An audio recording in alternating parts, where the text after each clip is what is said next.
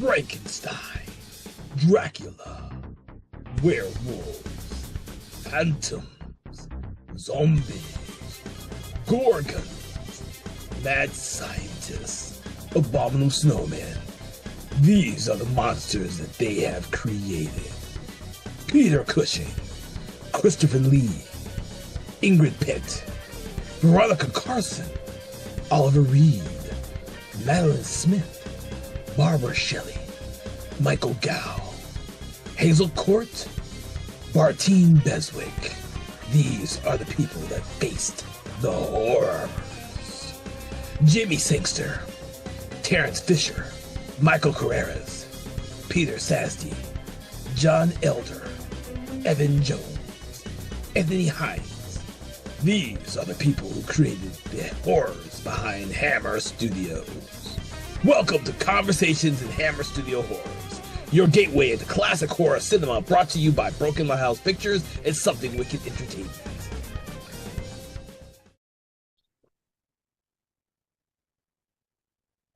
Hello, everyone, and welcome to Conversations in Hammer Studio Horrors. I'm your host, Kevin L. Powers. I'm also the owner-operator of Something Wicked Entertainment and Events, and I want to welcome you to my program in which I delve into a different film from the 60s, 70s, and 80s oeuvre that is the Hammer Studios archives. Now, me and a special guest will take an individual film, and we'll kind of have a discussion about that, conversate about it, kind of critique and analyze it, just kind of get into the mummy's wrappings of a particular film. There's no wrappings in this one, though. Yeah, I know. That's why I said it out loud.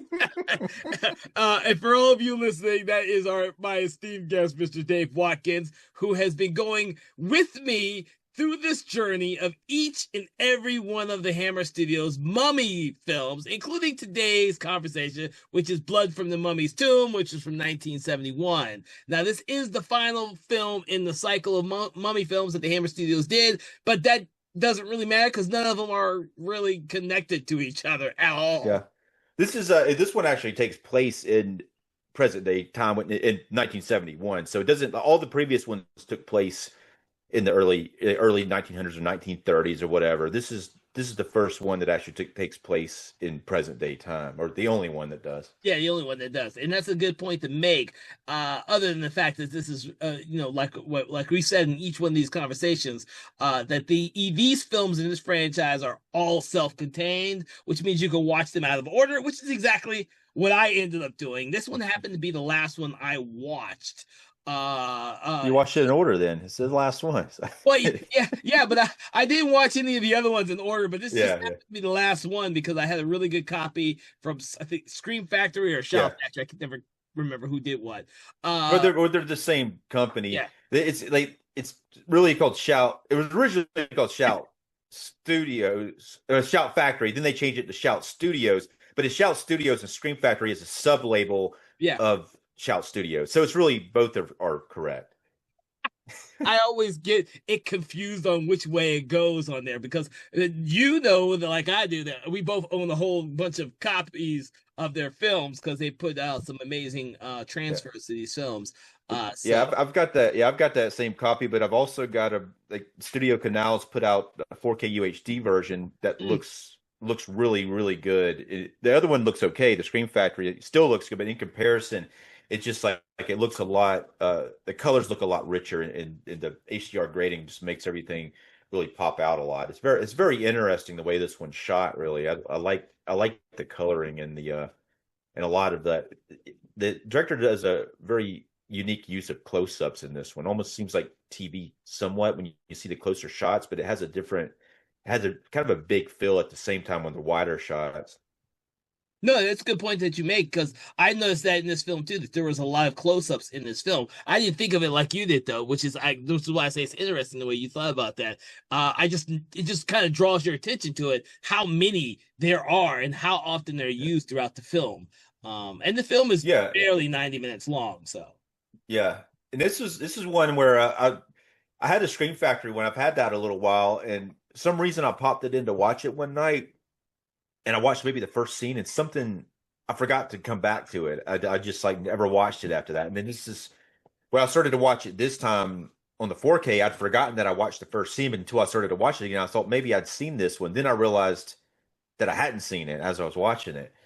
So, and then I realized I went back to look at the Blu-ray to check it against the 4K look, and I realized the Blu-ray was open. I was like, oh, I opened it, and then I remembered I'd watched the scene but never watched the whole thing. So you got to be in a certain mood to watch these type of movies. I think you need to be in a certain mood to watch this one, since it really is not a traditional mummy film. And so you have to kind of go with the flow with this type of story that's Yeah. unfolding in front of us. I know But that my first time seeing this was only about a year and a half ago, and of course I rewatched it for the podcast. But when was the first time so did you watch it for the yeah. whole thing for the first time for the podcast, or when had you seen it? Yeah, yeah. It's really for when I got the 4K release, I can't think it came out like 2 or 3 months ago. But Oh, that was the first time I've watched it. And it was like it was one where like I said it was kind of a struggle at first, but mhm. I think this is a rewarding film, and it's a lot better than I think as people give it credit to, because I've actually thought about it a lot after watching it. I do have an admiration for it.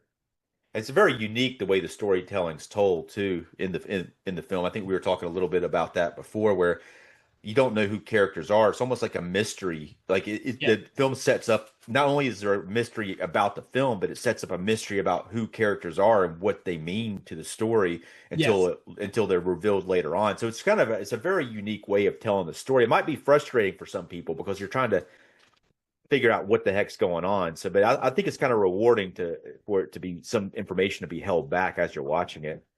Oh no, I agree with you on that. I always the very first time my memories of this film, having seen it about a year and a half ago, is that it was confusing, and I wasn't in the mood to watch it, so I really didn't pick up on a whole lot. But for this podcast, when I was paying attention to all the details, I found the mystery to be very interesting because you don't know who all the characters are at first because they're not really introduced like your Yes, yeah. typical film would be introduced. You kind of find out who they are and their relationships to one another as the film unfolds, because there are a lot of characters in this film. Right. Well, they all, I mean, and once you know how they're connected, if you Yeah, were to see the first scene with the scene that it shows how they're connected, if they actually started the film with that scene, I think yeah, it would have taken care of any confusion of anything. But I do like the way the process of it, because I think it makes a lot of the earlier scenes more unique, more fascinating without knowing how they're connected until you realize it. yeah, yeah. But this is based on a novel by Bram Stoker called his Mummy novel, was it The Jewel of the Seven Stars? Hmm. It's lightly based on it, but they do use a lot of elements from it. Hmm. There's a lot of some of the characters' names, but the characters aren't the same. Some of the mummy's hand being severed and moving around. The princess being it's not a traditional mummy. It's a Yeah. princess who actually looks still like human, even though she's not like she's supposed to be dead, but the actress is sitting there in the sarcophagus breathing, and it's apparently that's really hard to not breathe. But it's kind of tough though when you see that her breathing. I mean, what do you make of that when you? Yeah, I think it is kind of tough because I noticed that this second time around watching it, I noticed that a lot. And I think that when this film was made in the 70s, I don't think the audiences cared that much for it. But for us watching it now, 55 plus years later, we kind of notice these details, and especially since we have Blu-rays and 4K versions of the film that clearly see Yeah, everything. It I bet also you, yeah. does some of that mystery a disservice for the film because of how, I bet you people might have cared back then, though. I think they might you have think because so? it's like yeah, maybe. I mean, because I mean it's tough though. I mean, I Yeah, don't. I mean, I'm gonna give it some slack, given the circumstances. But you have think about it, if you put somebody in the sarcophagus, even have it the lid open and up, it's like so hard not to look have a real person who's still alive to look dead. You know, it's tough. It's a tough. well, I think Um, this is also the only mummy movie we've watched so far. And for everyone listening, we've this is the fourth of the Hammer films that me and Dave and I have discussed. But we have also discussed the entire early Universal yeah, horror Mummy franchise. All five of podcast. those. Yeah, all of those on our regular podcast, Conversations of Horror. So we have had a lot of discussions about mummy movies between the two of us. But this is the first one where this so-called mummy princess is completely intact and still still herself after God knows how long. And just so everyone knows her name, if you haven't seen the movie, her name is the princess's name is Tara. She is the queen of the. Yeah, it is like it's Queen. I'm Queen used of to the it being Princess Anaka because every other movie is like the princess, but I guess this one's a queen and not a princess. She's Queen of Darkness.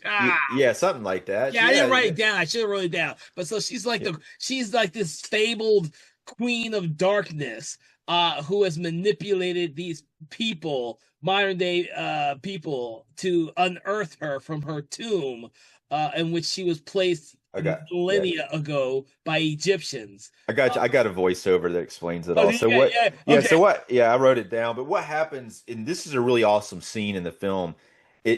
It's about 20 minutes into the movie, and then 24 minutes in, and this is when you finally connect everything that's going on. But they have like it's based on the Jewel of the Seven Stars, but it shows like the sky. It cuts to the sky, like the nighttime sky, and it just has this voiceover as it goes into this flashback. But here's what she says. She says, I, Tara, Queen of Darkness, priestess of ancient Egypt, have lived before. My spirit has never rested through all these weary centuries. My soul has wandered among the boundless stars, while my mortal body waited. Now, as the time draws nearer to the predestined hour, I have guided these people towards my tomb, made them guardians of my most sacred relics to protect with their lives until they are reclaimed, and that will be soon. And that's the narration that she says. That explains everything. Well, yeah, that literally explains the entire plot of the film. Because up until that point, you're kind of trying to piece together the story yourself as an audience member. Because it starts off with our main character Margaret, who also is Tara, the Queen of Darkness. Her suffering. The actress plays both characters. Is what you mean? Yeah. Valerie Leon plays them both. Yeah, Valerie Leon. Thank you. She plays them both, and she's suffering from nightmares, which is really the nightmare we see is of Tara being entombed by these Egyptians. Of course, that. Yeah, it's a very interesting opening, to be honest with you. You know, she's completely 100% properly, preserved, I guess. I don't even know how you describe her. Still breathing, but all right, still breathing. And these Egyptians end up severing her hand with this red jewel on it. She's not really still breathing. She's supposed to be not breathing, but they cut her hand off. Yeah, they cut her hand off. I'm not sure why exactly they cut her hand off, but they cut her hand off. And eventually, as they are leaving the tomb, they're all killed by the sandstorm that comes. And then, of course, there's like some jackals out there too. I think that they're responsible for well, I guess the sandstorm like cuts their throats, so it's something supernatural about that. Yeah, I get that when the murders later on come and we don't actually see who severs the throats of some of the characters. That it's kind of the same evil force that killed these Egyptians here. Yeah.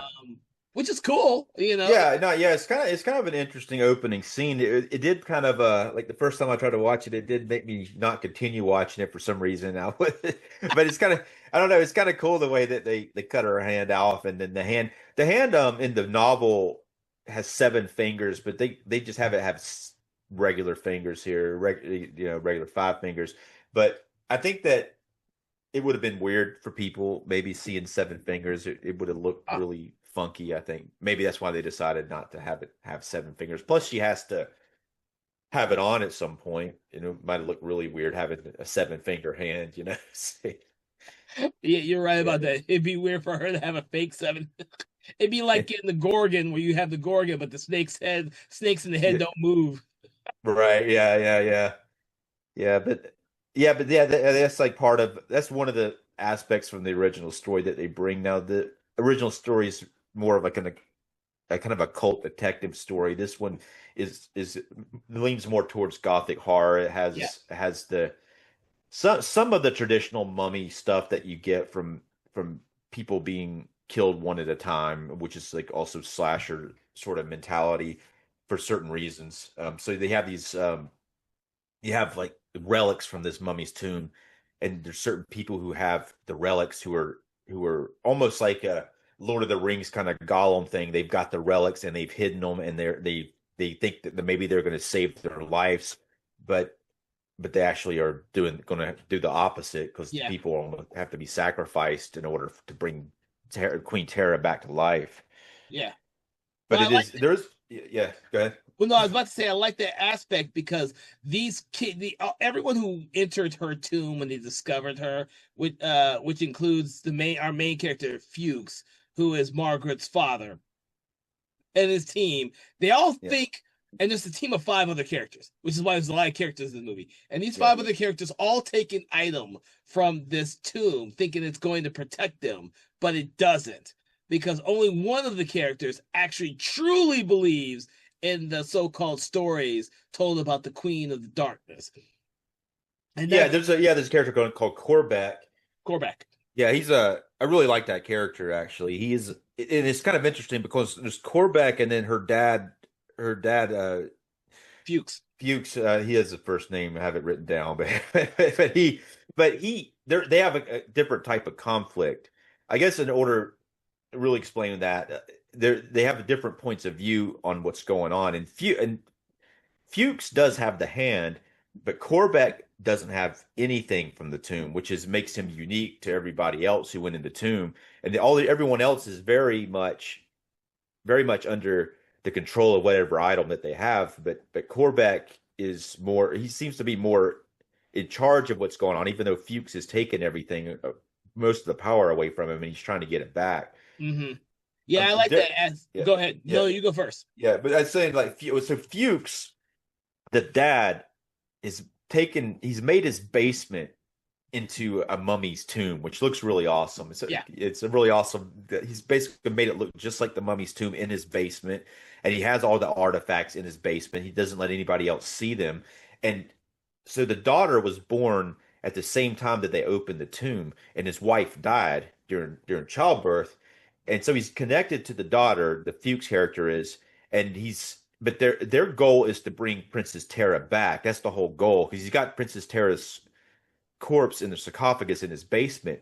However, the father character he has started an attachment to his daughter, so he's conflicted on how to proceed because he knows in order for the princess to come back, the daughter has to die. Mm-hmm. On the other hand, Korvac also knows this, but he's more willing he more is willing to let her die than the father is because he is more on Queen Tara's side. He's kind of in the darkness sort of area, even though it is kind of as it goes on, it's a little ambiguous in some parts whether or not which one's right and which one's wrong, and it's still a question of who's right and who's wrong, even at the end, I think. Yeah. No, I agree. I think that the relationships between these characters is very interesting.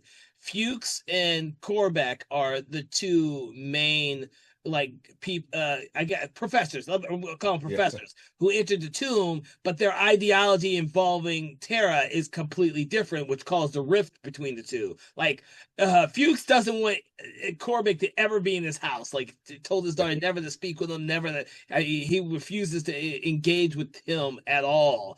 Yeah. Well, Be- yeah, Fuchs is like in many ways like almost a control freak too, where yes, I mean, he's acting in the interest of Tara, it seems, yeah, but at the same time, like I was saying, his daughter is her soul is different than Tara's soul. They're not the same soul, but he is very. It becomes a problem for to bring the Princess of Darkness back with the Fuchs character, the father making this connection to the daughter. yeah. Yeah, yeah, and it's not just that, everyone else who was involved with going into the tomb, who took an artifact out of the tomb, that will later be reacquired by Terra, Queen Terra. They all have either been driven mad, crazy, or complete fear of this obsession with bringing her back, and which is very interesting. Because we see each of these characters in their own setting before we realize exactly how they are intertwined in the story when we see the flashback of all of them entering the tomb for the very first time. I mean, the first time we see Berrigan's in a freaking mental hospital driven Yeah. mad. And he's got Uh the Cobra Snake yeah, he's got the Cobra artifact. Yeah. Snake, but he's Yeah. been driven mad, Yeah. which I thought was very interesting. Yeah. Because of everything that he experienced in the tomb. Um, Dickerson, the one female member of the team, Dickerson is like a psychic or a fortune teller now. Uh, They like doing this in these mummy movies. When they did that in one of the other ones, when there's like the gypsy sort of characters.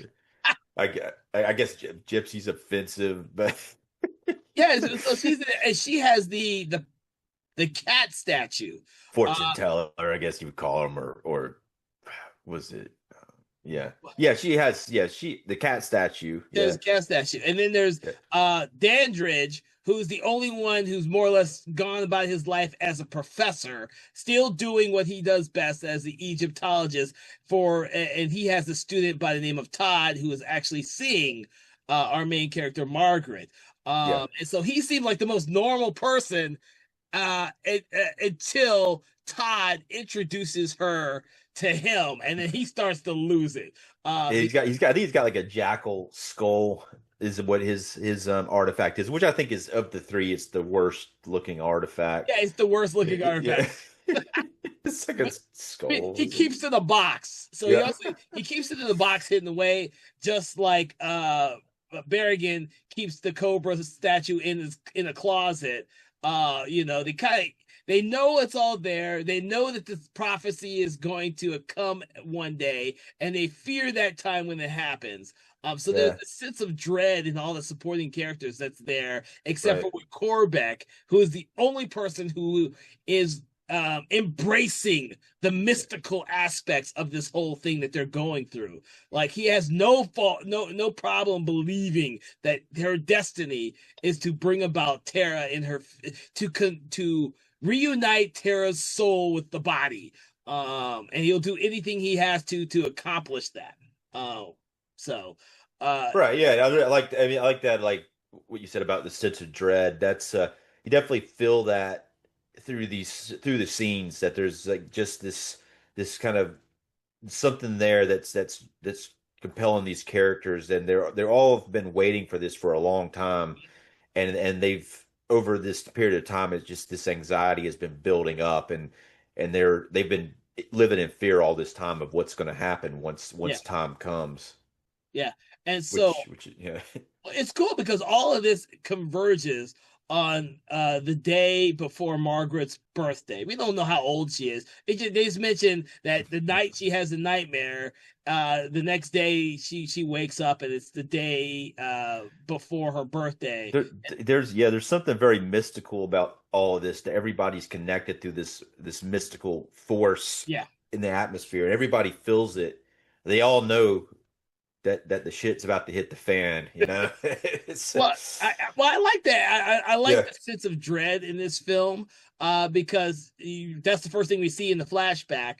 And then right off the bat, we even though it may be a cliche now, with the fact that everything that bad happens to a person on their birthday, the ideal that Yeah. her father gives her that ruby red ring that was Yeah. Tara's, and it just makes everything worse. Like it's like a conduit for Tara to kind of to peek across the veil that she's trapped in by usage of Margaret, which we see throughout the film. It starts off really slow and then it just progresses. She gains more and more control as it becomes the time in which the prophecy will be fulfilled is the best way to describe it.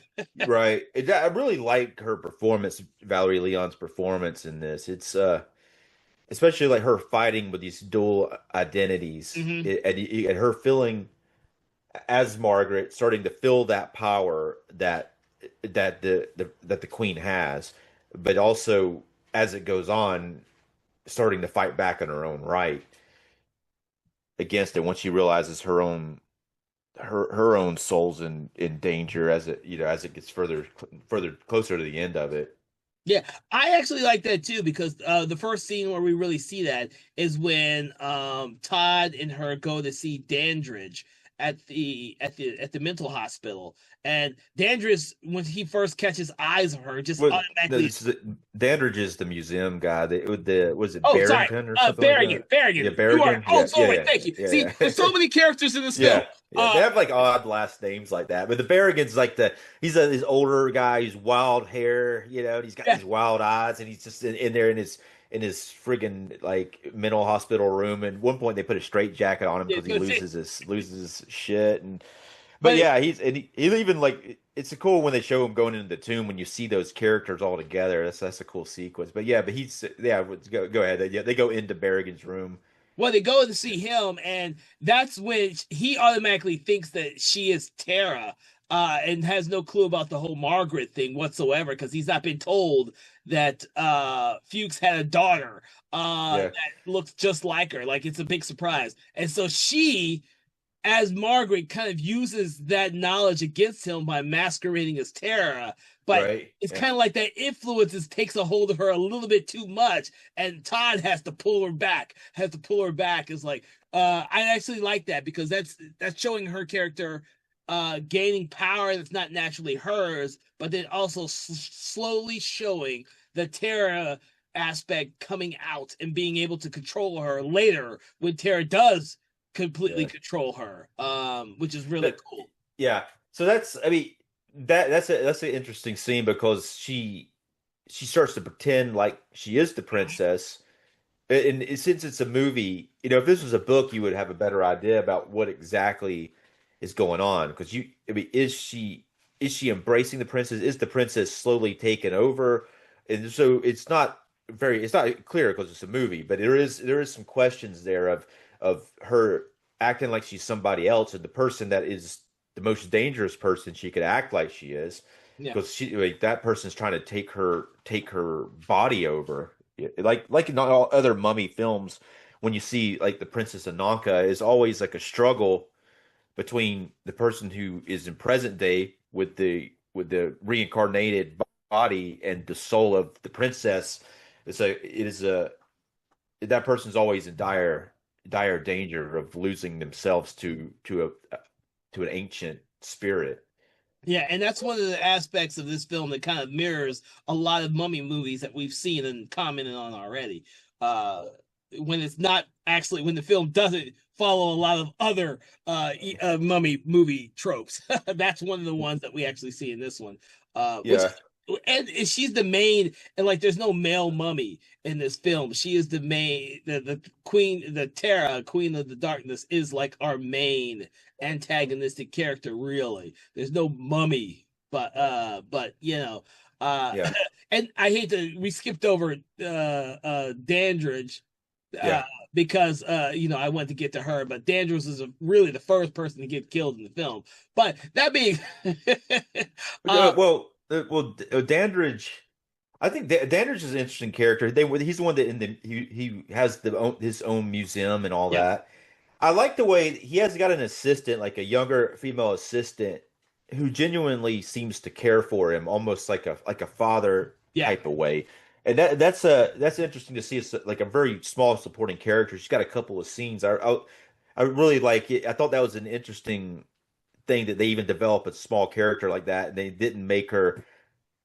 They could have done that a couple of different ways. They could have made it creepy, like she had like a crush on him or something like that. But it doesn't come off that way. It comes No, but she actually like brings him water, and at one point she doesn't really want to leave him alone. She's worried about him.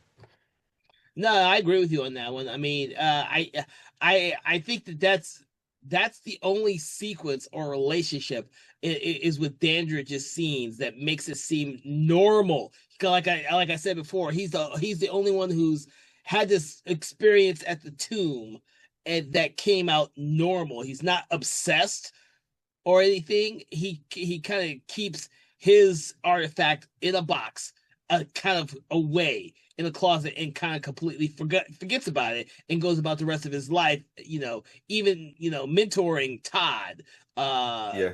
to one respect. And we haven't talked much about Todd, but we're introduced to Dandridge by Todd, who is Margaret's boyfriend at the time. And after Yeah, Todd is like, so this takes place in the 70s.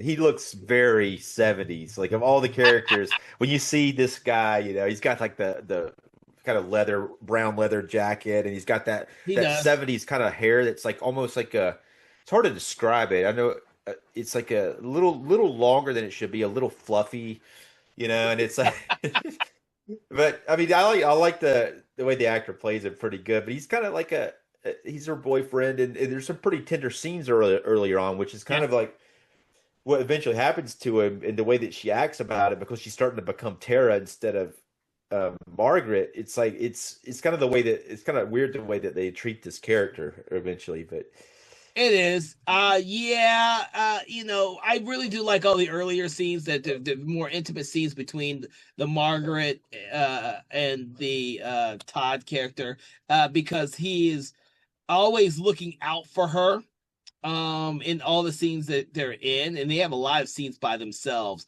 just to kind of give the audience a inside look at the uh, Margaret character before we know Margaret changes to Tara. So we have a good idea of what we're seeing and how everything unfolds. Todd is like the everyman character, who is trying to figure everything out with Margaret. right, yeah, and he's very aware of everything. He's Yeah, very fascinated by. He's been wanting to see this guy's her dad's relics forever, and when she shows him the ring, we do get to see, like, he looks at the ring, and we see like the seven stars like appear in the ring, which we see later on that's from the book as well. Like, that, looking at the red ring, and the seeing that the seven stars. That's where that mhm. title comes from, the Jewel of the Seven Stars. But yeah, it's kind of interesting, and it's kind of weird the way that they treat the character eventually. But he does kind of in the way a little bit. It's for the plan, like, later on. Well, Because he's well, yeah, not, he doesn't have to. He's not one of the people that has to die, but he gets in the way, so he has to go. So yeah. It is tragic what happens to his character, because so for everyone who may have never seen the film before, it is tragic what happens to his character, because he's more or less going along with Margaret the entire film for most of it, and helping her kind of not only find out what's going on with her, but also a means to be her anchor as the right. Margaret character, as Tara starts to slowly take over. But there comes a Yeah. point where Todd and Korvax's ideals kind of get in the way of all of that. And unfortunately for us who was watching the film, and for Margaret, Todd has to be put down in order to stop him from being in the way of Tara's ascension, so to speak. And it's unfortunate that by that time happens, that Tara has taken over Margaret for a brief moment in order to call upon her I guess guardians at the most, to do upon her bidding, because she just wishes Todd to be stopped and killed, and he gets killed in really interesting fashion. Like everyone in this film, a very interesting fashion. But you're not expecting that. That's something you're not expecting, for him to get killed, because Yeah. you're hoping and you're thinking that he's going to be there to save her. But that's not what happens. And I hate to say this, it's a good moment where you're not, what happens, you're not expecting as an audience member. So, Yeah, the first person that dies is actually yeah. Barrington, but something is interesting. Before we talk about that, I think we should talk about the father himself, and just like who the actor was, his name, Andrew Andrew Keir. Keir. It was originally supposed to be played by Peter Cushing. Oh, You didn't know that. So what happened? Peter Cushing actually shot it a day on the movie, and there's some still photos of it with him and Valerie together. And I saw an interview on the disc for the 4K, which she's like 2025. She's still alive as of the recording of this, but she talks about it. So Peter Cushing came in, shot one day, and then something happened to his wife. His wife got deathly ill, and so he had to leave. He basically left because Oh. his wife was dying pretty much, and then so he left the project. This movie, a lot of people involved with it consider it to be a cursed or jinxed film in a way because a lot of bad stuff happened. The director actually died when they were making the movie too. His name was hang on, Seth Holt. He died had shot most of the film.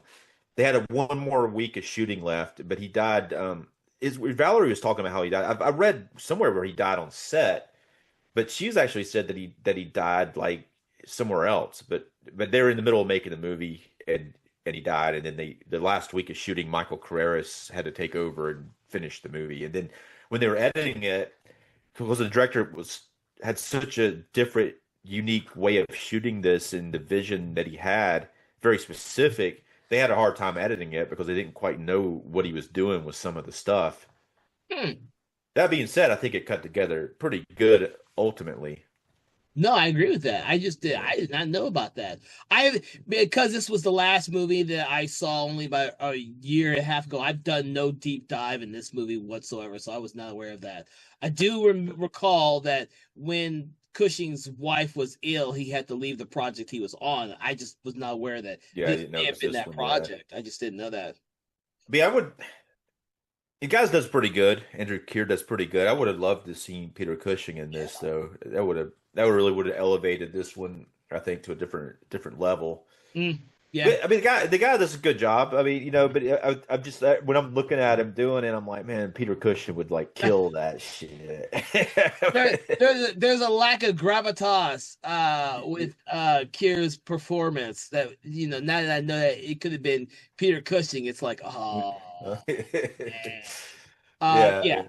I mean, especially considering that his character kind of disappears after he's more or less injured in the film. He kind of disappears for a huge chunk of the movie. Well, So yeah. He gets it's weird stuff happens to him. They find him downstairs, like the boyfriend, Todd and Margaret go down. They find him like at first you think he's dead. Todd's actually it's kind of a funny line read to what he says there. He sounds like it sounds like you don't care because when you're looking at him, you think that that character's dead. But I don't know if I wrote it down, but he says something hilarious that was just like, man, that came off really bad.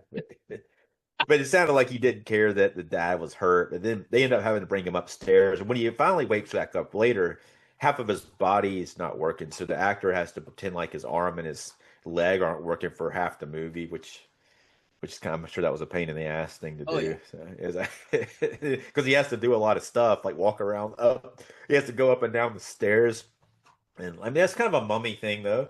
If like the mummy, like a lot of times his hand in the original mummy things doesn't work, and then they have to. So I guess that's interesting. I hadn't thought about it that way. Like that Yeah, that character kind of becomes like interesting a visual mummy. parallel between Yeah, because we don't have a traditional mummy stumbling through the scenes, yeah. killing people. We have Kyrus Fuchs at a physically disabled part of the movie doing the same type of thing. That's interesting. I didn't think about that either. Yeah. That's a mummy thing. He's having to drag his foot, and his arm doesn't work, which makes it kind of challenging. At one point, they have to move a body, and he has to help with one arm and Yeah. dragging a leg. Yeah, that's But I'm trying to remember who that is when that person's it was like yes, the doctor Putnam later in Oh the yeah, Dr. film. Putnam. Yeah, Yeah, yeah. Dr. Putnam. But yeah, apparently the actor that plays Dr. Putnam is the actor that I read on I think Wikipedia that he died and the director fell into that actor's arms. But it's weird that Valerie Leon was saying in her interview that it happened a little differently. So it's hard to say what truly happened. But she said she came to set and everybody was just like, "Oh man, the director died last night." Oh Jesus. Yeah. And she said she like well, she said she really like loved working with him, and he had quite a vision with what he was doing in the film. Interesting. I did Yeah. not know any of that. But regarding this film, it's another the interesting aspect is that with this film, Actually, it very follows the kind of concept that was in the Brendan Fraser The Mummy, where the mummy goes after each person with artifacts that belong to them. Right. The Copic canopic jars. I always forget what they're Yeah, called. but of course it's like it's not weird the way it happens because it's kind of like the you find out later each time you don't know you don't see exactly what happens until No, the cat one, but the artifact itself is causing some kind of like it's causing the wind and all that to come in and slice people's necks because it yeah, actually brings just like the guys earlier, the artifact itself is the one controlling, and the artifact does transport itself after it kills somebody. It transports itself to the basement of Fuchs' house and then around where the sarcophagus is. yeah. Yeah, because I really actually see the Margaret slash Tara character kill one person, and that's Putnam, when she pushes him out the freaking window. Uh, you know, Right. Yeah. Yeah. we do see. I think it's Dandridge who sees the shadow of a jackal at one point, or a cat, however you want to call it. But Yeah, there's like supernatural stuff happening, yeah, like that are killing these people. Like it's like say the jackal skull. He has a jackal skull, so the jackal kills him. yeah. And you know, so a lot of it's like the way that it's shot and the way that it's very ambiguous and it's kind of Mhm. left to imagination what exactly happens most of the time. Yeah, yeah. I But mean, it's cool because it's different. Um, that the objects that each one of these people have more or less contributes to bringing about their own demise. The Queen of Darkness has mentioned that these people are protecting these artifacts until she's able to reunite with her soul and slash body. Uh, yeah, it's kind of like a almost like a tragic aspect that these yeah, people think these artifacts are going to save their lives and they've been guarding them all this time and then they're just there to be cooked for yeah. as a sacrifice, you know. So it's almost like keeping them in place, waiting for the princess's time to wake up and it's just kind of it's the whole thing's been a setup for their deaths. Yeah, I Yeah. know. Well, she kind of says that more or less in her little narration of all the events, but it's still kind of tragic when after you watch the movie and you think about it, it's like, oh man, all these characters are essentially a part of their own demise by having kept all these damn artifacts. When they could have just let Fuchs have them all, gone about their lives, and completely Yeah. forgot about this. Well, I think it's like a pull though, a Yeah, I mystical, think so too. supernatural pull that they feel drawn to these artifacts in a way that I mean it's definitely it's definitely something could be said about this in a thematic way. I don't have the quite the thought for, but you could apply this to a Yeah, lot of different things. A lot of people who think that they're protecting something that's worth their while, and suddenly it's what kills them, and they're yep, not important, you know. yep, But I don't know, like the calls, and it does tell you the calls. Is the calls more important than a single life? And maybe if you think that bringing the Princess of Darkness back, which I don't myself, but yeah, but if you're the type of person who thinks that the Princess of Darkness should be over the world and that's a good thing, or basically it's a thing that needs to happen, and you think that the cause is that, then your life is forfeit. It's less important than actually making the cause happen. yeah, So I don't know, but I think it's cool. It's a cool aspect, though. I yeah. think I like the aspect, and it's more than just like say a slasher mentality of each person is going to get killed in an interesting way. Well, I guess they're kind of similar ways because they're always getting their necks cut. The next cut's the thing.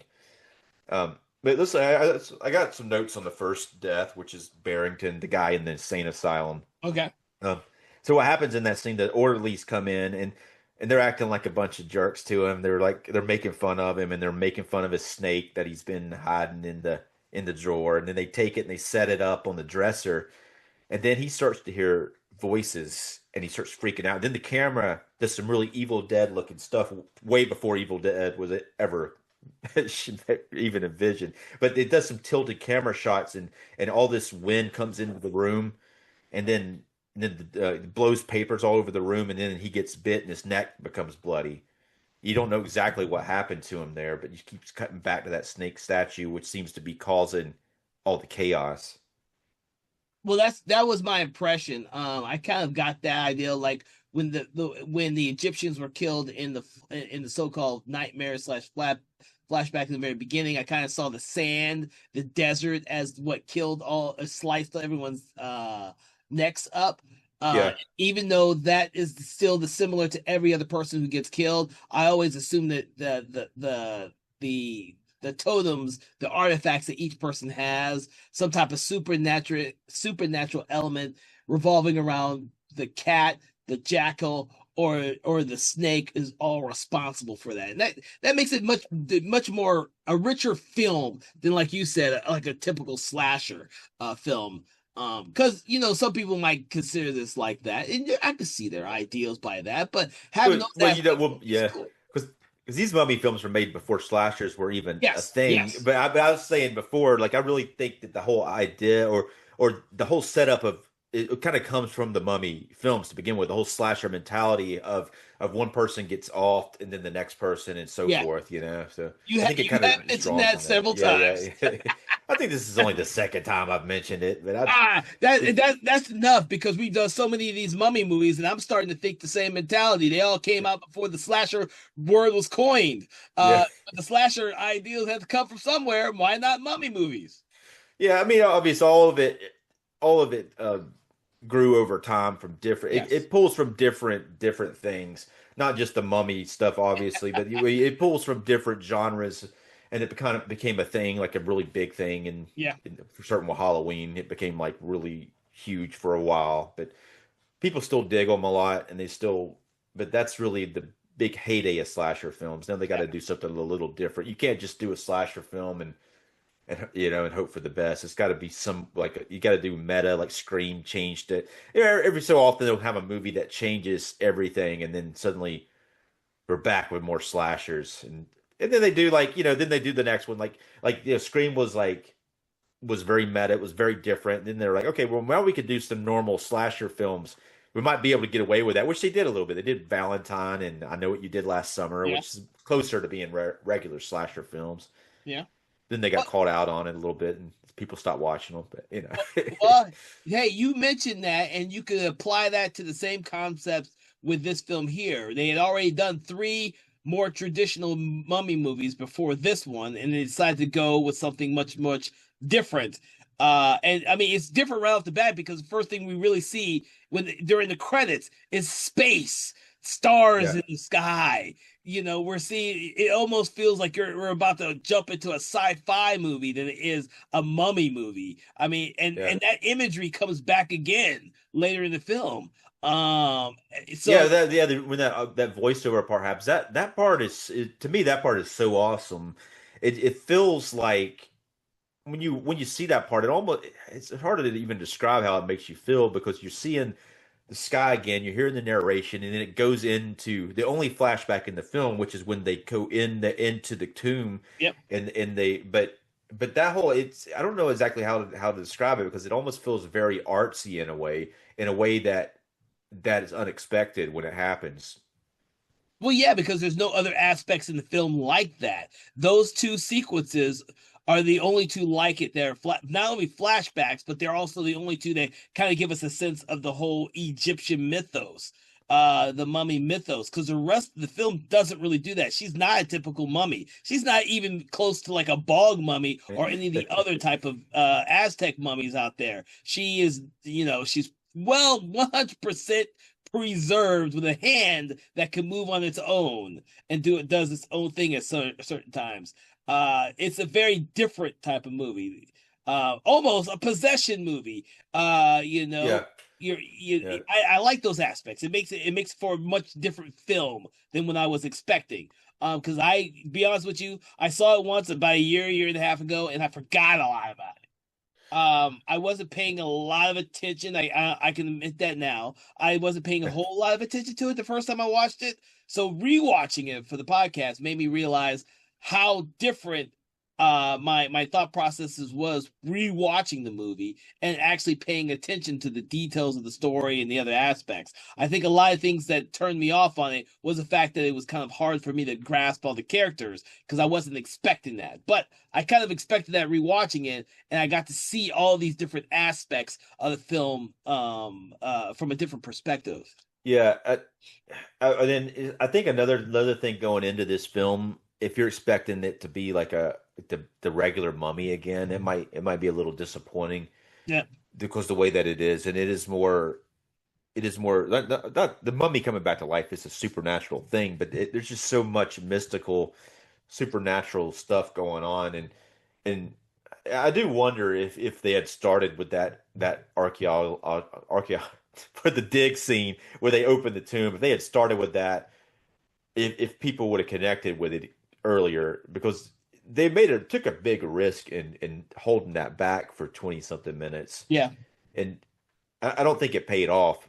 Not initially, maybe now, because I mean I think it's great that they did it the way that they did it, but I think though for the sake of the audiences at the time, they probably would have been better off putting it at the beginning. No, I'll disagree with you. As we've been talking about this, I kind of see this film as another film that, and you probably may not see this like I do because it just started to think about me. Just started comforting me is the fact that this film follows a lot of the kind of aesthetics of Val Lewton's Cat People, the Hmm. original one. Yeah, I Uh, can see that. yeah, kind of like and it's these films were different than what people were expecting them to be, and I Yeah. those type of What? things I liked. Yeah. No, Velvet. Yeah, then it does have that type of like shadow play going on in some parts of this. Like that cat people was. It was definitely like it even had that wind stuff going on, and a lot of it does pull from that. I could see that.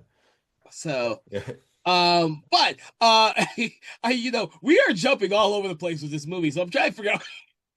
Well, I think and what the movie's fairly simple though. I mean, if we want to talk about each individual death, and the next death that happens was with Dandridge.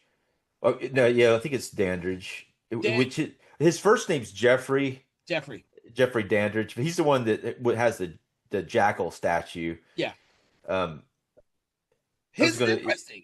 He yeah, has yeah, the box that he doesn't really open. We see the box, but we kind of pick out what's in it because we're given the visual cues which one he has. But he's the one that hides it away in the box.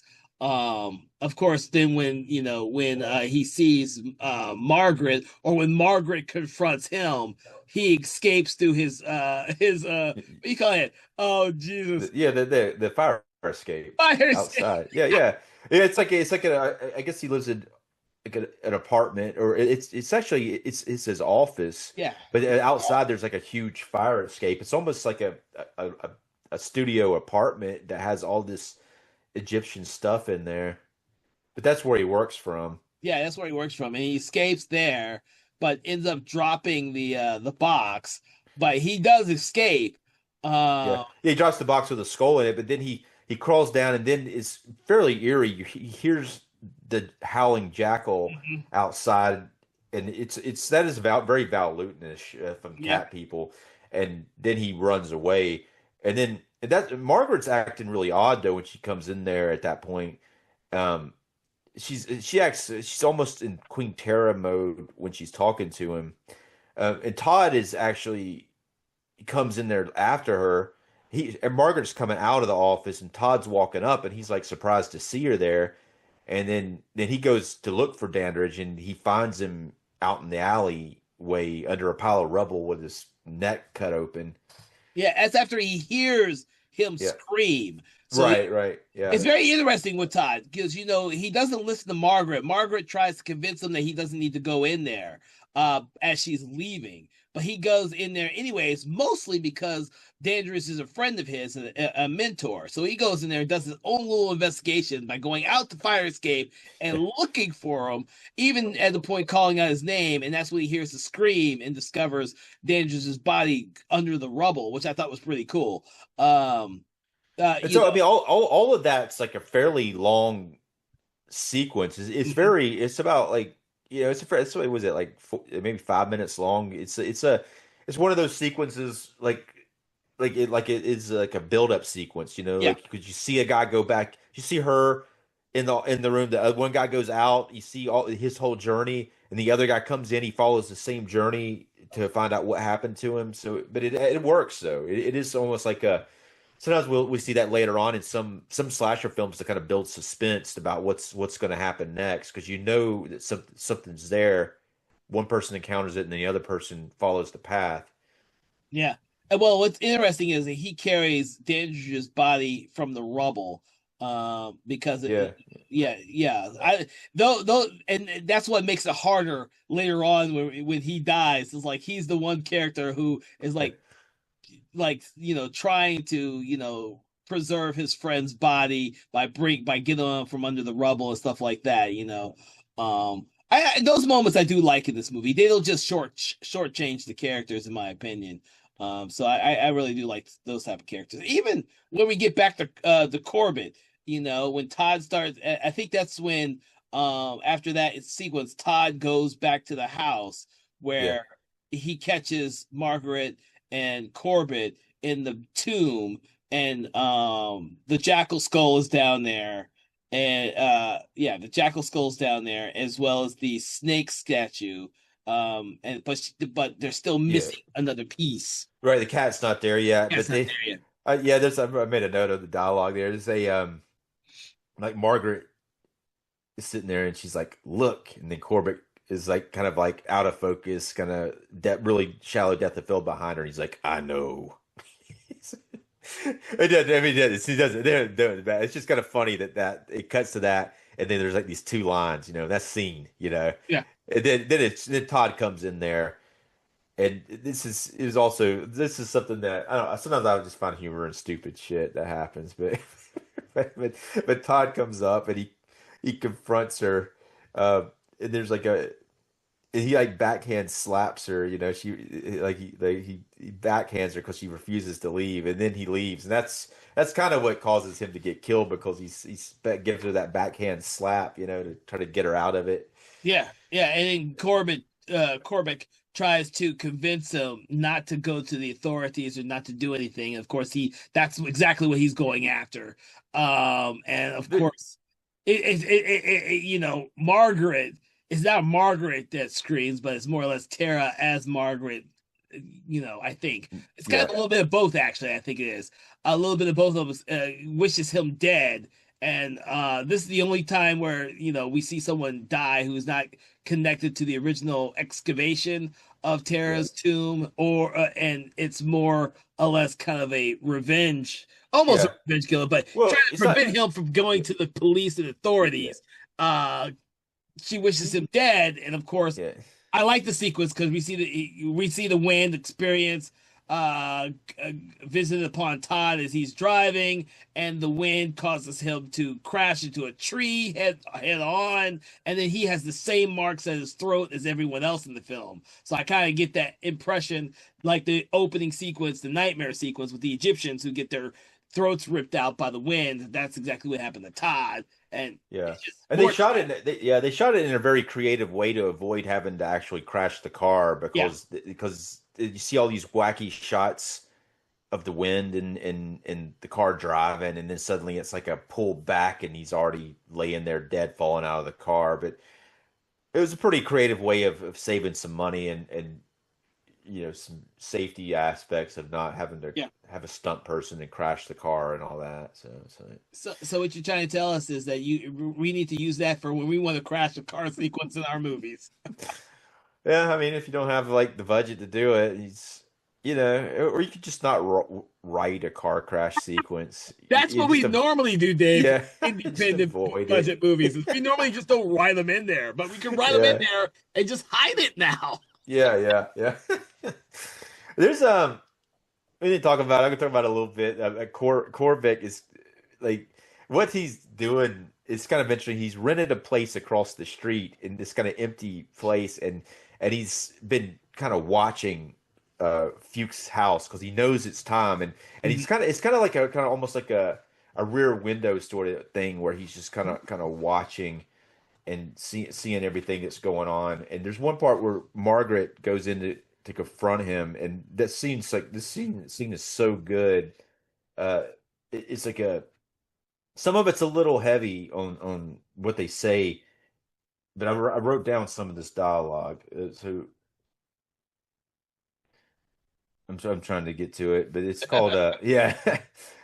So she goes to him and she's like and and it's very interesting the dynamic between Margaret and Corbett because of the age difference for one, but there does almost seem like even though it's never like it's not implied, not even intentionally implied maybe, but I do feel almost a sexual tension between the two characters.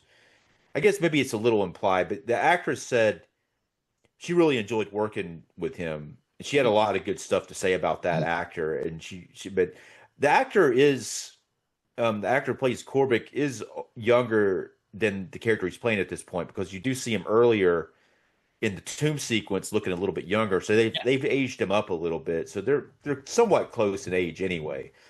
Um, but she's like, but she basically comes up to him and she says, "I'm important to this affair, born in her image. I don't know how or why you need me. This force may have us, may have us trapped, but it fascinates me." And then he turns, it's surprised to say that it fascinates her, and then she's like, "It's part of me." And then he's like, and then Corbett says, "Your father believes that Tara is a force of evil. He spent these years trying to find the root of the force, but trying to keep the evil bottled up."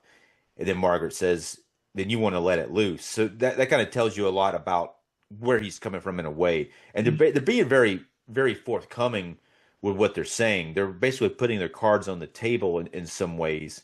And he's seeing her as she's actually on board with his way of thinking, it does appear. And then he says, he said, and then she says, "Then you want to let it loose?" And he says, "I don't want to accept it as I don't accept it as a concept. The era is far above the laws of dogma in our time." And she says, "Beyond good and evil." He says, "Love, hate." She's a low compelling is compelling beyond good and evil. When we find out how far and beyond that is, we have so much more to learn. The dialogue's a little choppy. I feel like something was missed from this, but it's even the way it's cut, but but their delivery on it is very authentic. But he's basically saying they have a lot to learn from Terra, and they won't know what all they need to learn until they do what they need to do. And she's like, "But why do we need the relics?" And he's like, "I think you know why you feel it." And she's like, "Resurrection." And she's like, "Yes, a rebirth of Terra for the knowledge." Korvac says, "Yes, for the rebirth of Terra, for her knowledge and her ideas." So he thinks her knowledge and her ideas are very important. And she's like, "And for us." And then he says the thing that is probably the most truth.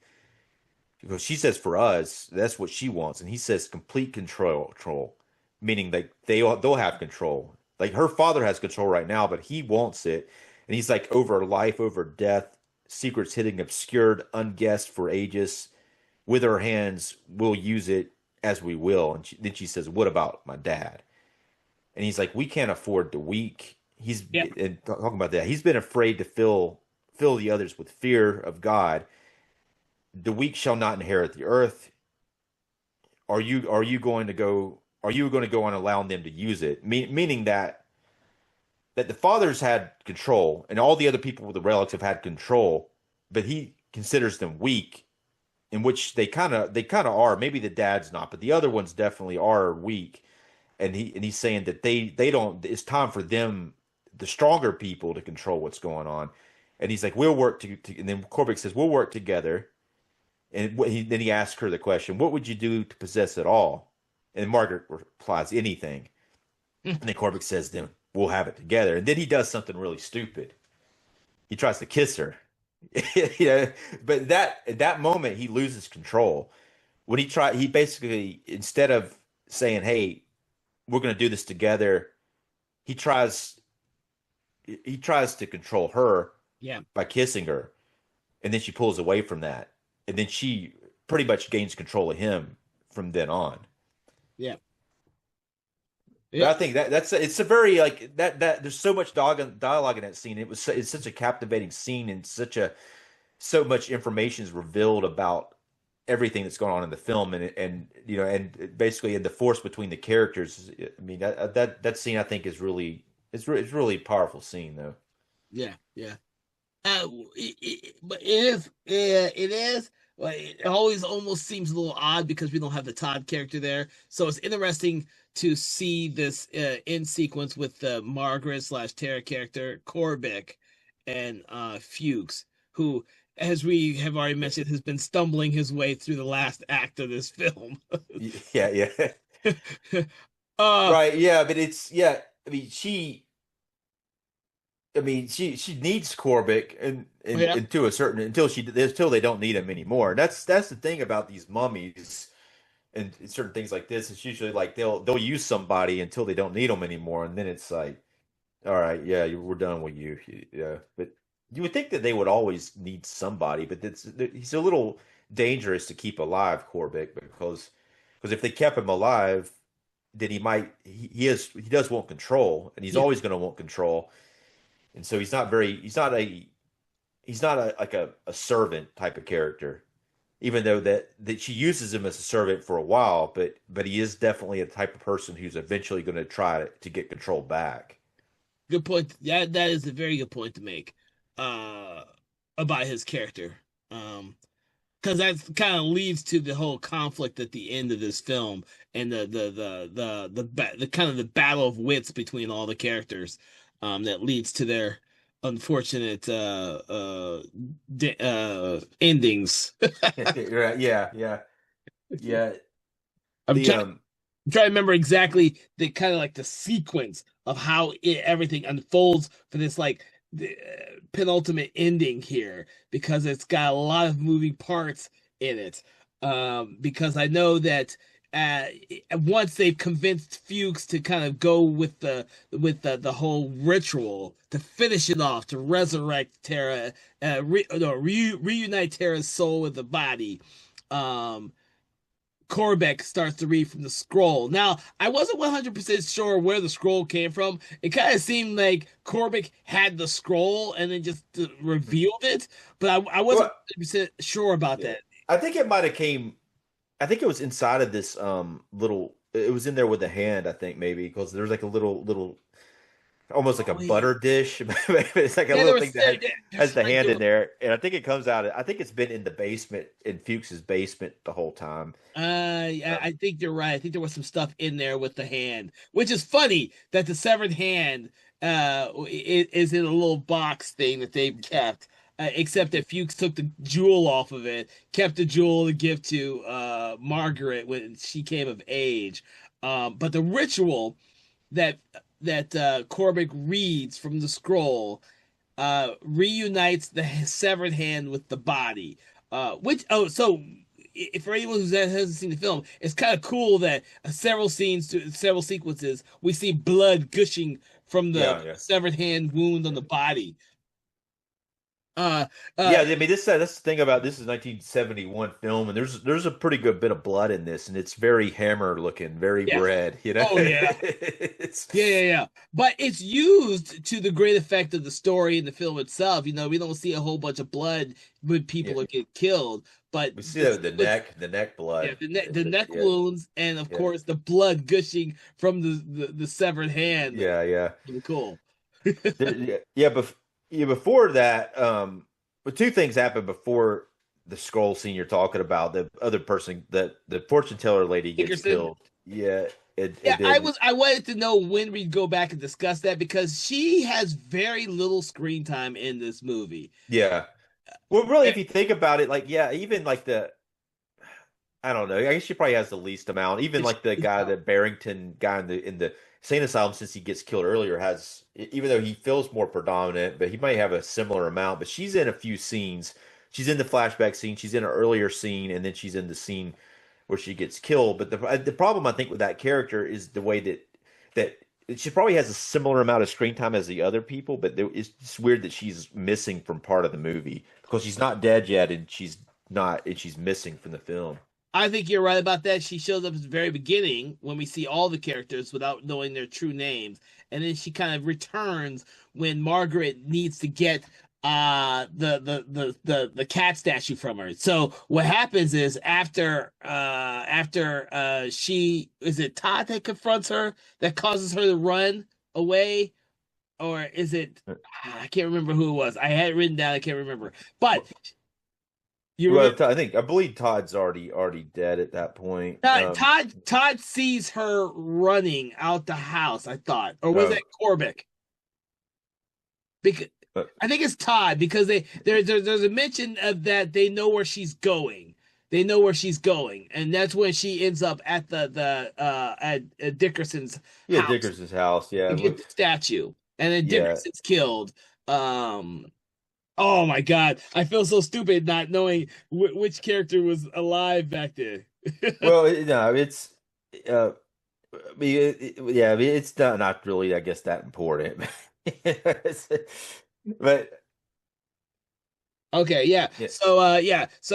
yeah, She goes to Dickerson right after she kills Putnam. That's where I got confused. Putnam gets killed, yeah, and she runs out after killing Putnam to go to Dickerson's house. See, so much stuff it happens in this third act. As she, right. There's a lot of like back and forth here because yes, because it's like they're in Fuchs' house and then they got to go to Dickerson's house and I mean because really like we're in the final like 15 minutes of the film here, and then they got to leave to go to the fortune teller's house. And sometimes it happens in these films where but they need that last statue. They need the cat statue to finish the transformation.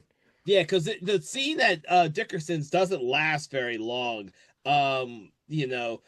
Margaret gets there, and then of course she gets the statue, and Dickerson gets killed. But Corbett gets there just as he discovers the dead body and Tara waiting for him, and then that's when we then cut back to the basement where uh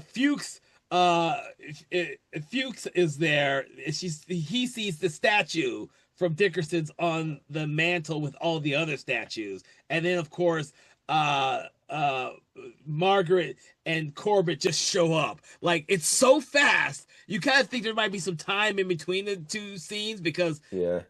but there isn't. Not for film time. It Yeah, I literally, mean, it's probably like it could be like where they had to cut out some stuff yeah, or it maybe feels like it it's cut wasn't out stuff. shot. But there's something interesting that happens with Tara that we didn't mention. Well, not Tara, I mean what's her name? The Dickerson. Margaret. Now Margaret has a scar on her wrist where the hand was cut from the princess's body. And so it's kind of interesting that she has that same scar, so it kind of mirrors the wound with the mummy. Oh shit. You know what? That's a good point. I did not pick up on that. I saw the scar at the very beginning of the film, but Yeah. didn't know what it was for, to be honest Yeah, with you. yeah. You know what I was thinking when my first thought seeing that scar, I was like, "Oh, she's suicidal and she tried to Yes. kill herself." But that. But then later on, I was like, "What?" I started thinking, like, "What is the point of the scar?" Because it shows it again near this last part when she see her running through the woods back to the house and she falls and then she looks at her wrist and you see it again, and then it was, that point. It's we're kind of into like I guess the last inning here. So we're kind of Yeah. not really thinking about the stuff anymore. But the whole time that was what it was. It was a mirror of the Queen. But it was at Yes. the same time. I think we've seen I think most audiences now when you see like a scar on somebody's wrist, you think they tried to kill themselves, which is something that might have happened. I don't know, but I think maybe she just always had that scar because she was born that way. You know what? I kind of assumed the scar, she, like you did, it was a suicidal scar because she's been suffering from these dreams for so long. It's put her on the edge. But nah, it makes much more sense to be a mirror of the scar from Tara's wound with the severed hand, and I can't believe I did not pick up on that. Yeah, yeah. Well, I think it's just the because it's just so weird. You see like a scar on someone's wrist, you just think suicidal. But Yeah, well, nowadays, yeah, uh, we would have thought we think about that as being a scar for suicide and nothing else, and it just didn't dawn on me. yeah, But that's cool. I mean, that's a cool aspect. These parallels between the Margaret and the Tara character that we see in the film. So So so it's funny, like the Julian character, they burn the doctor's body, and we see we know this because we see the glasses melting, and then Korvac, who always has had this black suitcase, he comes in. That's where the scroll of life. Um, I think that's where it comes from. He actually has that black suitcase bag that he's had the whole time, and I guess he's had the scroll. That's probably, even though he didn't have an object, an or object, he had the he had the scroll. scroll. Yeah, and then and that's when the black cat statue's there. He opens the box of severed hands in there, and it looks like that thing from the Addams family starts moving around. And obviously, the special effects at this point weren't as awesome as when they did the Addams Family movies, with Raul Julia and Angelica Houston. But it doesn't look bad. Nah, They just couldn't show it for a long period of time because they couldn't do that much with it. It's just like a person's hand, and they had like an attachment to it inside the box. yeah, It's moving yeah. around. Um, and that's when the dad has a change of heart, and she does too. And it's weird because they seem like they're all on board with this, and something makes them change their mind. Maybe it's like because we only got 5 minutes left in the film, and it's the hammer hurry up, like Thomas says. But Yes, but, we have talked about that many times in these films. but I don't know if it really feels like that here though, because this feels like a natural progression of the scenes. But they do have a change of mind, a change of heart. Maybe the dad's always been there. We never see any evidence that the dad his heart wasn't in it in the change anymore, but he was going along with what was happening. But he was suffering from this stroke like stuff that happens to him, and he gets so knocked out. yeah, well, I see Fuchs the father as someone conflicted because he doesn't want to believe that his daughter is really like could be the queen of darkness. It'd be okay if she was like a reincarnation, but I think the whole idea that she could be this queen of darkness is what keeps him on edge and puts him on the edge in terms of allowing the ritual to keep happening and or to allow Korvac to keep pushing it forward. There's a natural internal struggle between the Margaret and the Tara character naturally. Yeah, And this is the last moment as Korvac is reading the scroll for them to be able to do anything before they do the have to light the lamps too. There was like he starts reading, and they're like, "Wait a minute, we got to light the lamps," and they get the Egyptian lamps out. yeah But yeah then it's like he's reading the scroll. Everyone seems on board with this until yeah they're not. Yeah, and it's like that's the moment, they're like they've gotten to this point where she's going to die. She's Tara's going to take over her body. Like, Tara's soul's going to take over her body. I'm assuming that's what's going to happen. Maybe. I don't know. Oh, But they've just more or less made the Tara's original body whole again while reading the script. The severed hand reunites with it. So I don't know exactly what the point was to have her soul in another body only to get her original body back up. And then of course we see Tara open her eyes in her original body that's now been whole. And that's what creates the battle between them all. I guess the biggest question is whether or not Margaret and Tara, even if they are in different bodies, can be alive at the same time. I don't know. Oh, that's a good point. I I don't didn't know think if about that. that's I don't. I guess that's maybe the question here. It does have a very ambiguous ending. Yes, Um, it does. but they both attack Horbick, and they stab him with the knife, and they kill him instead Mhm. of, and then the princess awakes, or the queen awakes, and she says the scroll, and then she sits up, and then Margaret and Julian both try to stab her, and then the princess chokes Julian and struggles with Margaret, and then Margaret herself is able to stab the princess. And Yep. then we see Julian, who's Fuchs. That's his name. I knew I wrote his name down somewhere, but he gets his throat cut as well. and then Margaret says, "Help me," and then the princess seems to die, but then there's a rumbling earthquake, and all everything comes down like they do in the Mummy movies. Like the Mhm. whole ceiling comes down, and the relics fall, and the house caves in, and then and everybody seems to have died. And then we see a hospital room, and there's a bandaged woman in the bed, and then there's some very like pointed dialogue of the one of the nurses say all the others were crushed beyond recognition. She's the only one that can tell us who she is. And then the bandaged woman's eyes open up, and she struggles to speak, and so we don't know who it is. We don't know if it's Margaret or we don't know if it's Queen Tara. Uh-huh. And it kind of ends with that kind of ambiguous note, which is an interesting way to end it. But It is it's kind of interesting. yeah. But it's kind of funny the way that they assume they make that comment though. The nurses like she's the only one who could tell us who she is. Why would they assume that she's someone else other than Margaret? You know? Maybe, well, maybe they don't know who she is. I mean, the other body, the Terra body has been stabbed. Yeah, To be honest with you, has been stabbed. And of course, Fuchs is dead. So that's a good question. Why don't they just know that it's Margaret? Or they could be questioning why there's two of them. I don't know. But yeah. The body's in. So the body's in bad shape. It's in a full cast, yeah, and and so she the can't speak. yeah, whoever it is, whether it be Terra or the Queen, that she can't speak and she seems to be in pain and she seems to be very afraid. Hmm. So it's hard to say. See, if it is Terra, I mean not Terra. If it's Margaret, she would be afraid of being in a broken body. But if it's Terra, it would be interesting. Her being the Queen of Darkness and her being helpless in this broken body, and then the Queen of Darkness herself being terrified. That's a completely different thought. Like, can she be terrified or she, I don't know.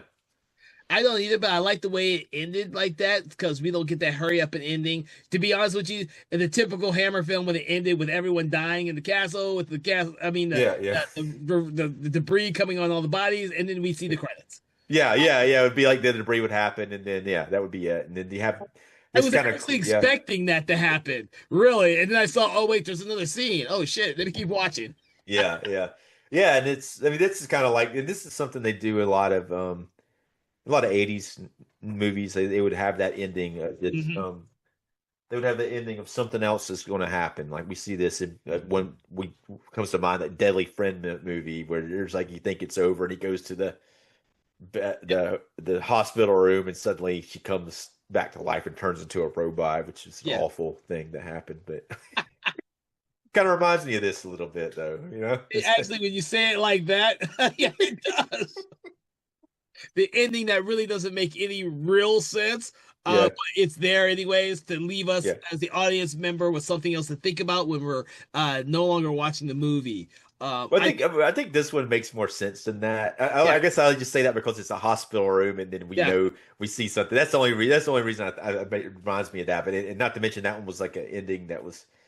It's kind of it is cool the way that they wrote it this way. They wrote it different than the other Hammer films. They were kind of doing things, starting to do things a little different in the early '70s. They were like, okay, I guess we can't just keep doing the same thing. We've Yeah. done it for 12 years. We got to change it a little bit, Mhm. Yeah. It's- I mean, the other thing to think about is that there is no nudity in this film either. I mean, right? it's Yeah, one of their '70s films, and they are not doing any nudity. I mean, there's very intimate scenes between the Todd and Margaret character, but there's no nudity in this film, so it's very different than a lot of the other films of the era. So yeah. I was glad that it ended very differently than some of the other films that we've discussed on this program. Yeah, I feel like if it had been done like the next year, they probably would have been required nudity in it because they were definitely starting to push a little bit of nudity at this point.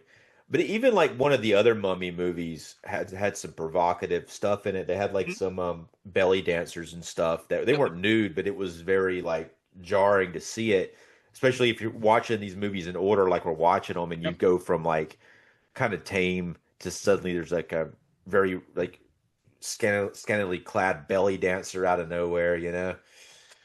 Yeah. but there's nothing like that in this movie. It's No. not very sexual. There's some implied sexual stuff, but not that much. Even like this court between Corbett and Margaret is when he tries to kiss her. I mean, it's a little bit there, but nothing too much, you know. No, it actually seemed a little out of place for Corbett.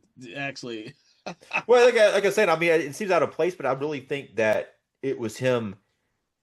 That was his like play to control her yeah, because he saw that as a way to control her, and it completely backfired, and it made him kind of her acolyte instead of him being in charge.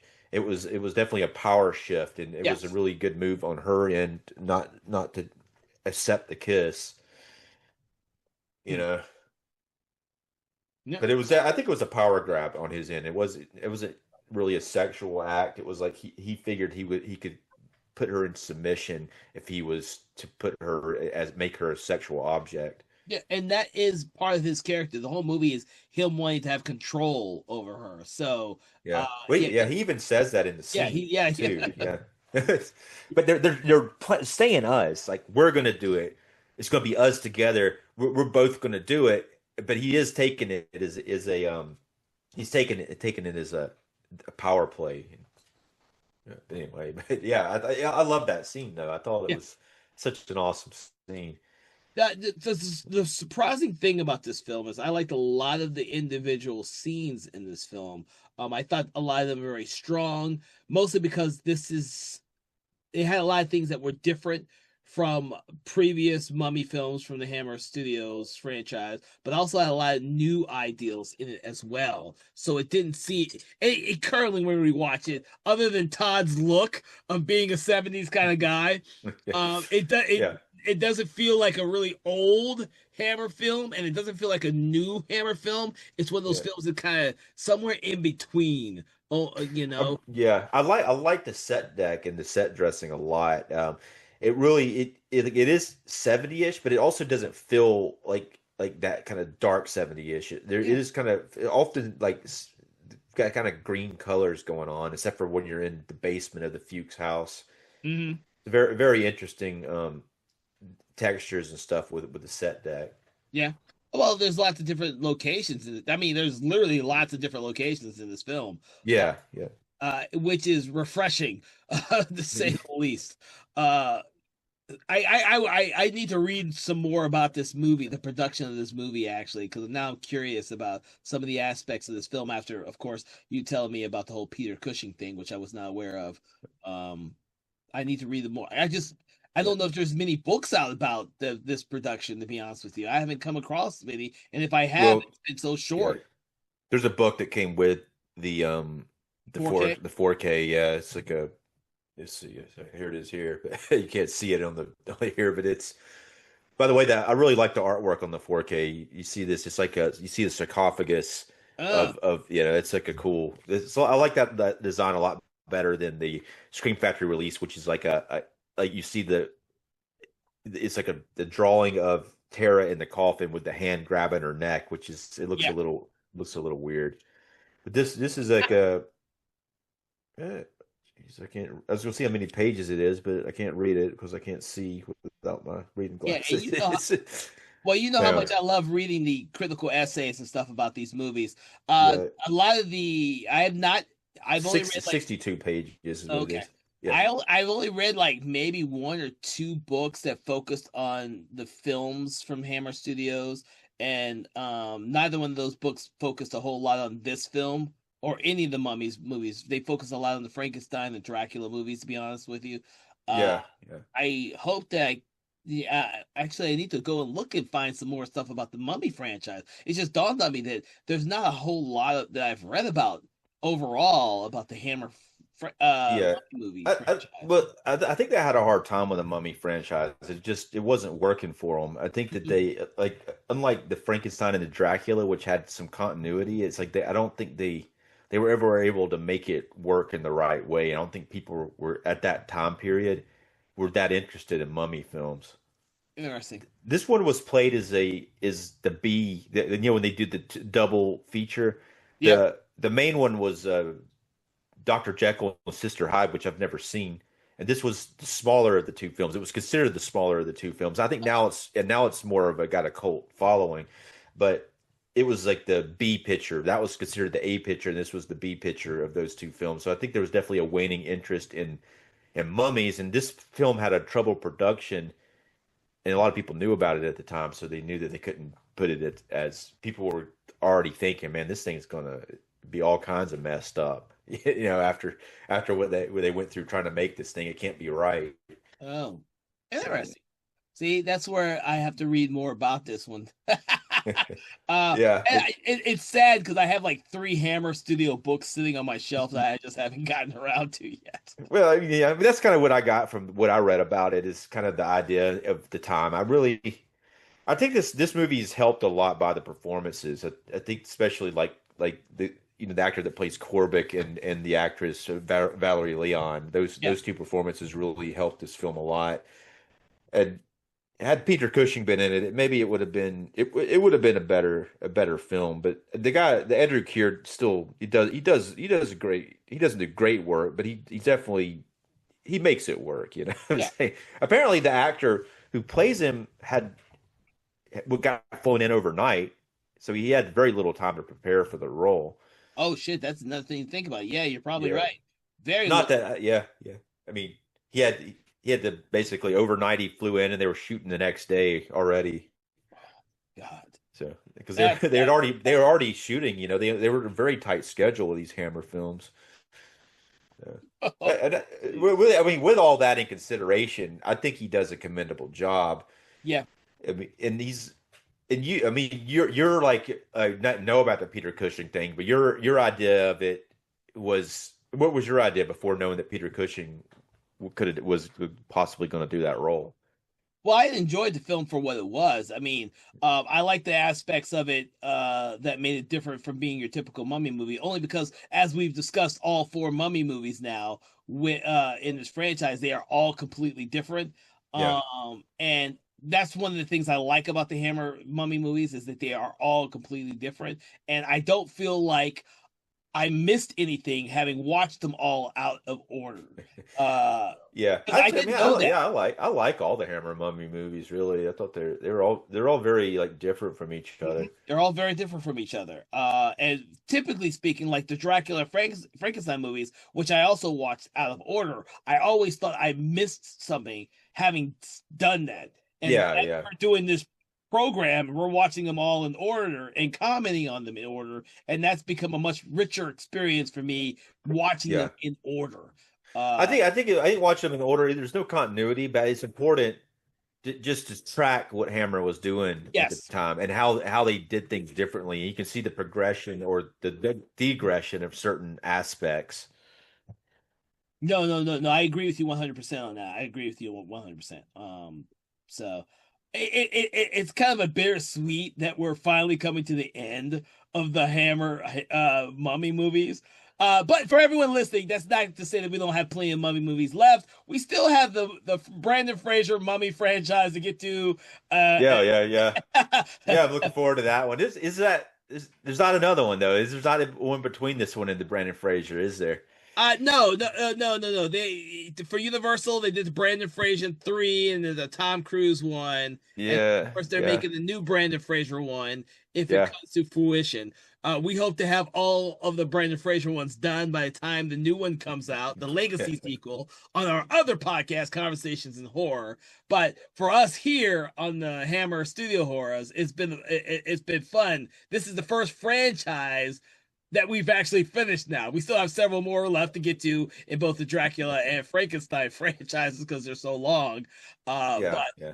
having this one be done now, we can move on to the Quatermass trilogy of films and other franchises left to be explored. So Did you? Yeah, you did X the Unknown already, right? we have not Yeah, covered X the Unknown yet.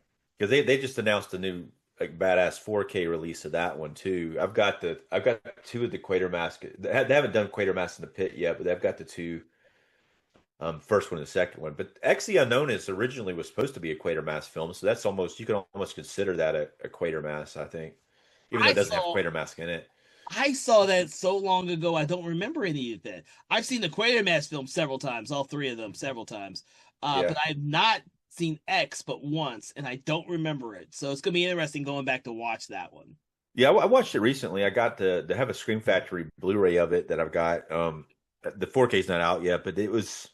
Yeah, I liked it though. It was kind of like the Blob. But what I was reading about it was originally supposed to be a Quatermass, but something happened with the rights, so they just kind of rewrote it a little bit. Hmm. I mean, I guess you should probably throw that in there with the Quatermass, I guess. When you're, Well, now that you told me that, yeah, when we start doing the Quatermass films, I'll actually put that in there for that one yeah, too. yeah. All right, so Dave, are there any final thoughts on this film, Blood from the Mummy's Tomb, that we have forgotten about, glossed over, or that you would like to discuss? Well, I think we covered most of it. I'm sure there's other things to be talked about here, but I think we covered it pretty good. We may have probably over covered it more than likely, so people are probably tuned out by now. So I think it all depends on how much people can appreciate and who have seen the Mummy films from Hammer. To be honest with you, they're not the same thing as the original Universal monster Mummy movies. They are totally different in every way, yeah. which makes them interesting. But it's been a process going through them, and I've enjoyed that because, like I said, this is the first time I've watched them in order, and we've discussed them in order. So seeing that progression has been an eye-opening experience, which is what I hope everyone listening to this podcast gets from listening to us talk to these damn movies. But I think that I wonder like looking at these films, the Mummy films, whether people are were afraid of them at the time because they don't seem that scary to me when I'm No, watching them. You know, maybe the first one because when the mummy busts in through the insane asylum, for instance, and comes in through the window, there are some scenes like that could be scary. I do remember when I was younger, some mummy film. I was kind of scared of the mummy a little bit because you can get trapped in a room with a mummy, and that's pretty scary. But most of these mummy films, especially this one, doesn't really come off that scary to me. I don't maybe it is a little psychologically, but it was you don't never have scary to me. yeah, of course you don't have the mummy. You don't have a mummy cornering you. You know when we see the mummy cornering people, sometimes it can be eye rolling when they can get away. But if the mummy truly corners somebody in a way that they're trapped and they can't get out of the room, then it's pretty scary. This mummy is a very beautiful woman. So I don't know if it's going to feel the same way, but yeah. No, no, no. I don't think it's scary. I think it's a very interesting film. But I don't. I mean, I probably don't think. I don't. I mean, other than the kind of the Val Lewton angle we were talking about, some of the shadow play and just not knowing exactly what is killing people is a little bit of a terror going on. But I think by this point, 1971, people weren't that scared by it. Nah, same here. I believe, yeah, that's the same thing I think too. So, all right. So, with that, I want to thank you, Dave, for joining us on this conversation about Blood for the Mummy's Tomb. For everyone listening, what we love to do is we love to rate the films between 1 and 5, 1 being poor, 5 being amazing. But what we like to do is we like to take an object, quote, or saying for the film to attribute to our rating. What is your rating, Dave? And what quote, object, or saying do you attribute to your rating? So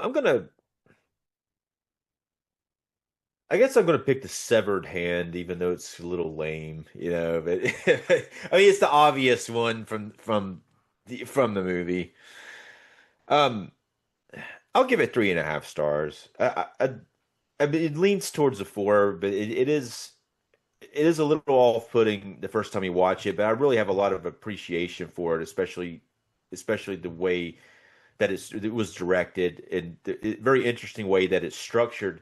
The mystery part of it the original novel Jewel of the Seven Stars was a mystery occult novel, so it isn't a mystery occult novel and detective in that way, but it does structure itself in a mysterious way that it may be frustrating, but at the same time you're kind of wondering how are these characters connected until you know. And I do like the flashback scene a lot, and so 3.5 stars. I think that's why I landed at that. Oh no, I agree with you. I was gonna give it 3.5, 3.5 as well. But I was gonna give 3.5. Oh Jesus, what the heck is that? Jackal Skulls. Yeah. No, I would have given it less had I not rewatched the film because, like I said, my first impression of this movie was I just didn't get it all. I don't think I was in the right mindset when I first saw the film. But when I rewatched the film, I was able to sit down and kind of follow the story and how untraditional it unfolds while also watching all the different aspects that make it different than other mummy movies that I've seen. And I actually like that aspect of this film. So it definitely, when I rewatch it again, I'll be able to actually most definitely enjoy it more than when I did the first two times I saw it. I feel like this is one I could rewatch pretty easily. It's a hard watch the first time, but Yes. I think rewatching it is definitely one that's easier to rewatch than maybe some of the other ones. Yes. And you can all listen to all of those discussions on the previous three mummy movies that me and David discussed in our archives for the podcast. But with that, we hope you have enjoyed this conversation. Please make sure to like, follow, share, subscribe, do that thing you do with your favorite podcast or your favorite podcast app, Spotify or YouTube. Even though this is the last of our mummy films with the Hammer Studios, we have plenty of other episodes coming up, and we still have more to come when it comes to the Dracula and Frankenstein franchise. What do you think? Do you want to rank these things since we've done all four of them? Rank which ones? All four of the mummy films yeah. I don't remember my ratings for the first three. No, we rank them in the order that not like the order that we think the best. Oh, yeah. Say like I guess like say to me the first one's going to be the best one. Yeah, the first one's still the best. Yeah, I don't mean it's a tough call though on the other three. 'Cause I think all three of them have different aspects that are good about them. So. You know what? I love the first one, and I like the third one, the one we just watched not too long ago. And I like this one, and I'm thinking that with time, this one will become my second favorite, and the third one will become my third favorite. And then the second one, which for some stupid reason I can't remember the second one's name. Shit. The Mummy. So I don't. Yeah, Curse of the Mummy. Yeah, that's my exact thought on them too. I was definitely thinking this one it's the second best after watching it this time, not the first time I watched it, but it's and then the Mummy Shroud and then the Curse of the Mummy. But again, all of them. Of the Shroud. I really like the concept of that especially when we discussed it. I like the concept, and the same thing goes for this one. I love the concept for it. It's so different from what you're thinking the film is going to be. So Mummy, the Curse of the Mummy. The Mummy's pretty cool in that one because you get the Mummy's right in that one, but there's something about that doesn't work. It works, but there's something about it that is lacking, I think. But yeah. Well, that's something we will probably need to bring up when we finish the Dracula and Frankenstein films, if we can remember our ratings, since we've been discussing those films for the last 2 years. Well, I don't know if we just have to remember our ratings, but I mean, if we want to rank them, it's going to be harder with those because there's more of them. But this one's pretty easy because you only got 4. But and they're all very different. Unfortunately, the Dracula ones kind of get repetitive. Some of those are hard to separate. Yeah. Like I mean, if you think not that there's 9 of those Dracula ones. I think there's 7 Frankensteins. Oh, Jesus. But all right. But thank you all for listening. We also have our other podcast, Conversations in Horror. If you want to check out the other mummy films from Universal Studios, you can check out those episodes on that podcast. We do hope that you have a pleasant day and stay out of those mummies' tombs, okay? Conversations in Hammer Studio Horrors is a Broken Lighthouse Pictures and Something Wicked Entertainment podcast. It is hosted by Kevin L. Powers, original music provided by Dusty Ellison, produced and directed by Kevin L. Powers. Our executive producer is Kelly A. Inoka. This podcast is produced in Gwinnett County, Georgia. Conversations in Hammer Studio Horrors is part of the Conversations in Horror podcast franchise and is copyright 2025 Broken Lighthouse Pictures. No part of this program can be used without express permission from Broken Lighthouse Pictures.